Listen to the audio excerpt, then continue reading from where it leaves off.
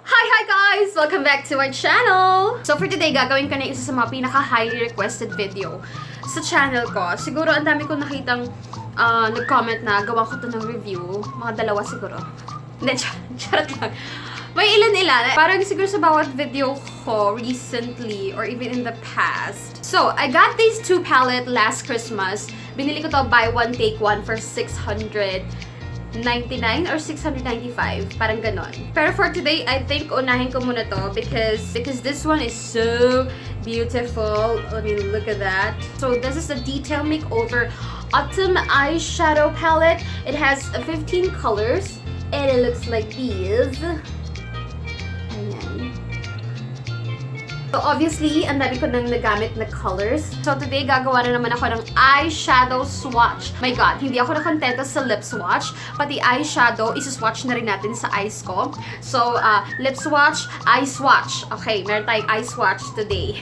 I'll make this video as quick as possible kasi parang hindi ko alam kung ilang looks yung magagawa ko with the limited time that I have. And then by the end of this video, I'm gonna tell you my thoughts about the eyeshadow palette. So without further ado, let's get into the makeup.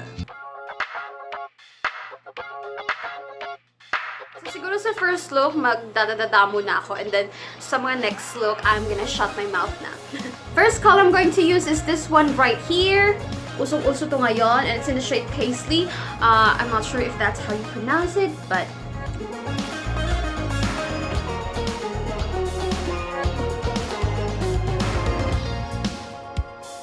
by the way, I'll be using the brushes of the beautiful Miss Anne Klutz. So magpapalit-palit lang ako her brushes and my brushes depending on what I need.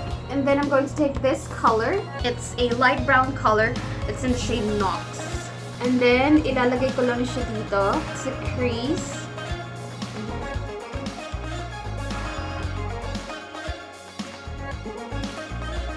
As well as sa outer V. So, don't mind ito dahil lilinisin naman natin yan maya-maya. So, I'm just taking my fluffy brush and then just blending the outer edges. And then, using a smaller brush, kukunin ko tong color na to.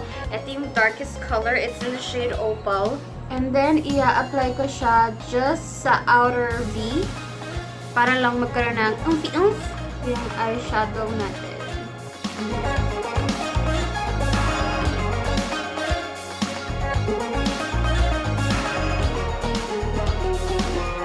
Using a flat shader brush, I am going to take this color.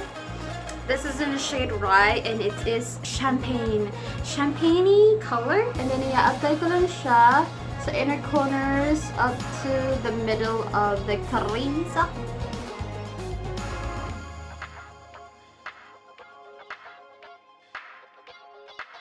So I'm just going to try to blend all the colors together.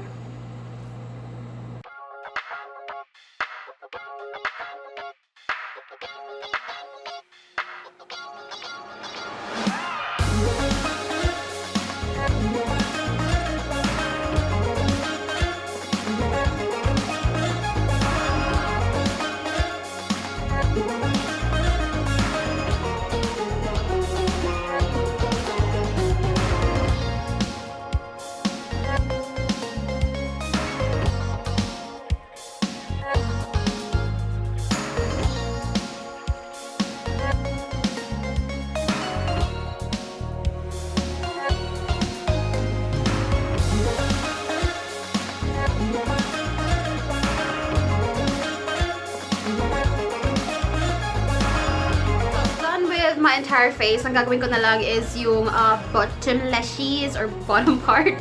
I'm going to take Paisley again, then I'm just going to apply it sa entire bottom lashes ko.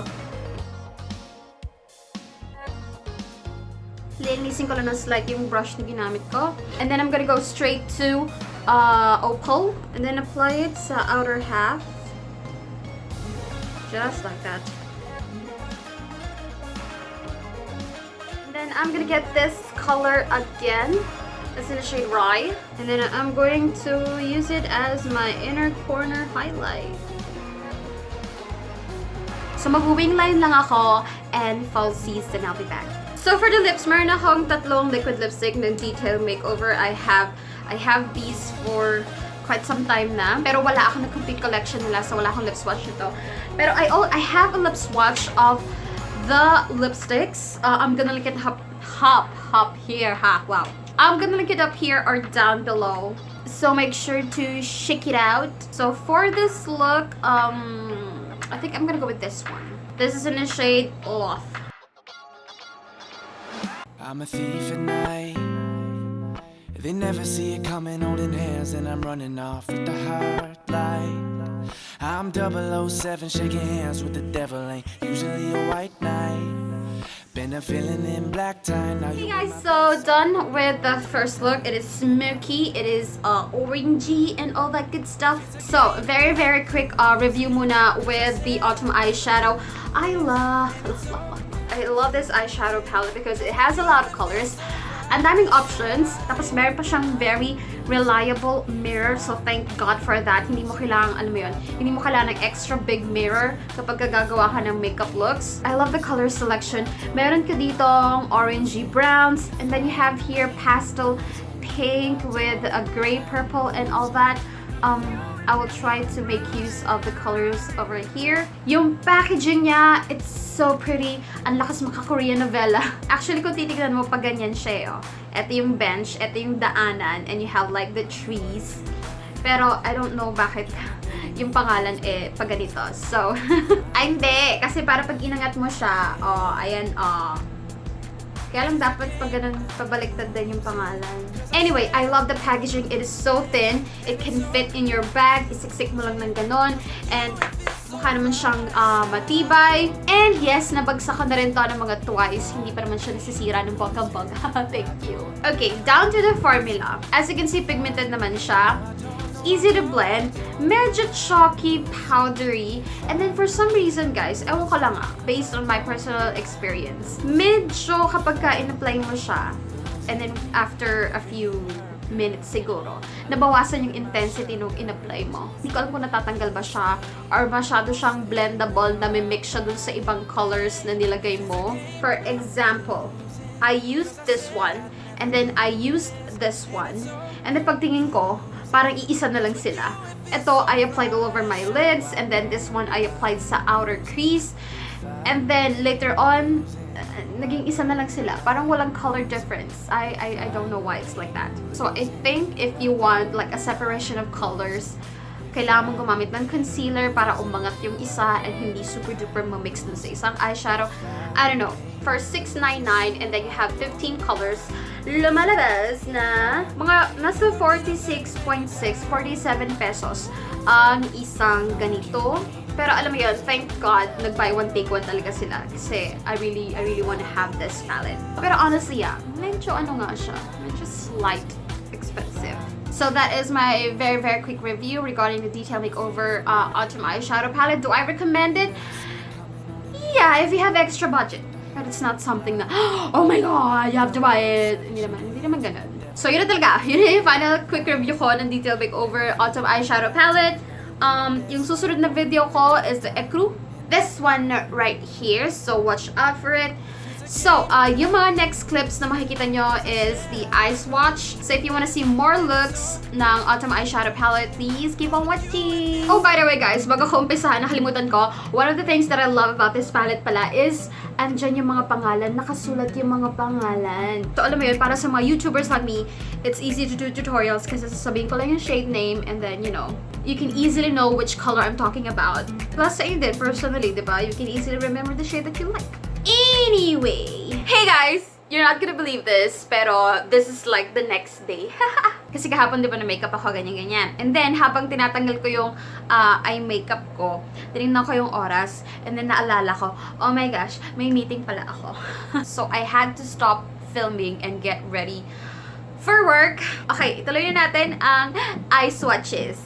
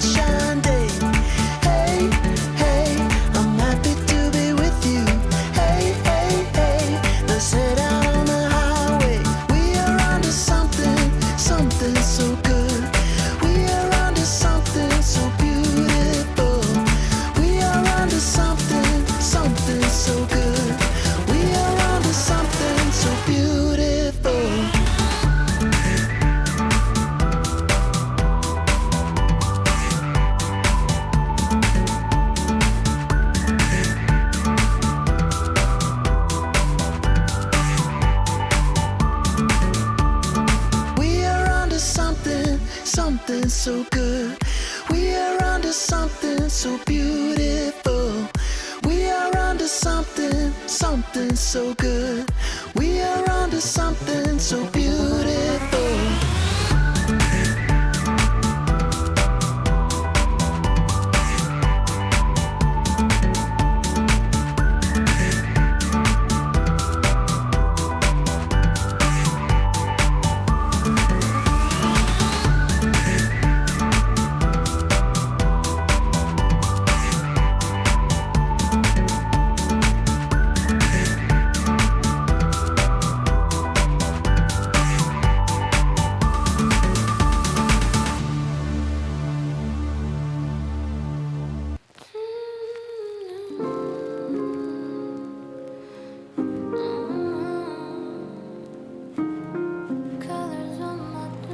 Alright guys, so this is the last look that I can show to you. Honestly, marami ka pang pwedeng gawin. 2 eyeshadows, even 1 eyeshadow. So, yep. I hope you guys enjoyed our very quick, no, I'm not sure if this is going to be quick pag in-edit ko na. Sana nag-enjoy kayo sa eye swatches na ginawa ko. So, yeah, that's it for today's video, guys. Thank you so much for watching, and I will see you in my next video. At, siguro naman by this time, na-announce ko na yung mga winners ng giveaways ko. So, guys, to all the winners, kapit lang kayo. I will have all the prizes shipped as soon as possible. Although, alam niyo naman ako, artista, maraming shooting, maraming taping, so please just have patience. So again, that's it for today's video. Thank you so much for watching. I'll see you next time. Bye-bye!